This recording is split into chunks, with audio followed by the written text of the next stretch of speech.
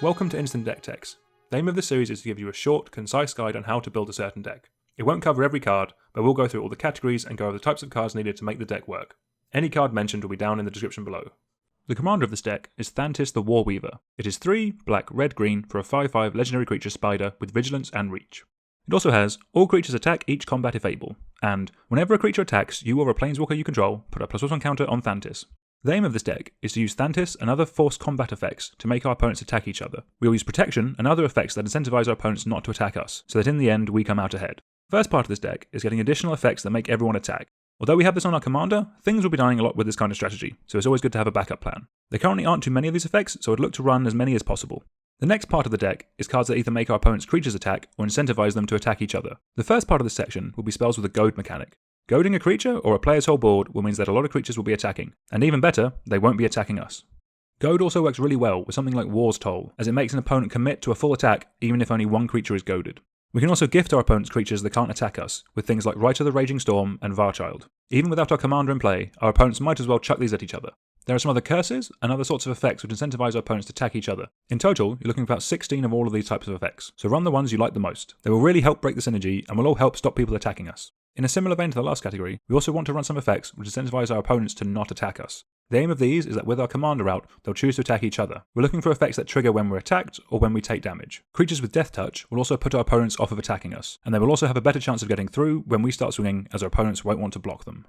For our card draw, there is a wide variety of spells we can play. Particular mention to things like Return of the Wildspeaker, which will be very solid in this deck, as both modes will be good, and Noran Frostfang, which will also help our team out when we swing. With the amount of creatures that will be dying in combat, Deathreap Ritual and Harvest of Souls will be very good in the deck. Cards that bring the Monarch into the game will also be very good, as even without our commander out, it incentivizes people to start swinging. I would want to run a lot of ramp in this deck. Most of our win conditions are going to be based on very big, very dumb creatures, and we want to make sure we're able to play them. As we're in green, I would look for the best bits of land-based ramp available, along with Sol Ring and Arcane Signet. As we're a 3-colour deck, I would also run cards like 3 Visits that can tutor up some dual lands with a forest subtype.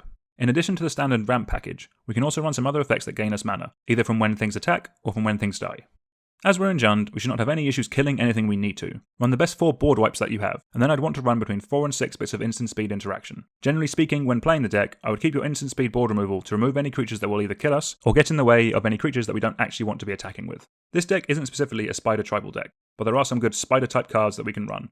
By this I mean cards that generate us tokens. The actual spiders and the honorary spider tend to shoot Dryad, sit in play, and make us a board. Whereas cards like these require a bit of work from us, but will generate us a ton of tokens. I'd look to run between 8 and 12 cards that can generate us a board state. We also want to run some effects that will help our team out when they attack. Look for cards that give our team effects such as Lifelink, Haste, Trample, Prevent Damage, and especially give Vigilance, as Vigilance will mean our creatures will be able to block after they've attacked. I'd want to run between 6 and 8 effects in this category. This next part, I will admit, isn't in the spirit of the deck, but there will be times when we wished a creature of ours didn't have to attack. For that, you can consider some cards which will allow us to tap down a creature of ours before combat. When considering these cards, put them into slots in the relevant categories, so Springleaf Drum, Cultivator's Caravan, and Cryptoth Rite go into ramp, Sword of the Peruns into buff effects, and Smuggler's Copter into card draw. On the other end of the spectrum, you can also run some effects that really go with the Jund all-smash style of the deck. We can run some cards that give our opponents creatures, in the hope that with the other cards we are running means they won't be coming at us. And then, if you really feel like living life on the edge, you can run Bedlam, so no creatures can block. As we're running some token makers in the deck, I would look to run some cards that buff our team so that our attacks do the extra bit of damage that we need to finish off our opponents before they get to kill us. In a similar vein, you can also run Vitreous and Gorm as a great way of getting our opponent's life totals down. For utility lands, I would only run 4 lands that don't tap for a colour of mana, as we are a 3-colour deck, and look for effects that interact with the combat step. The rest of the mana base will be dependent on your budget. Look out for a video soon on this channel covering budget commander mana bases. This video was a request from a viewer. The next couple of deck techs you will see will also be from requests in the comments. If you have a deck you'd like to see, please let us know.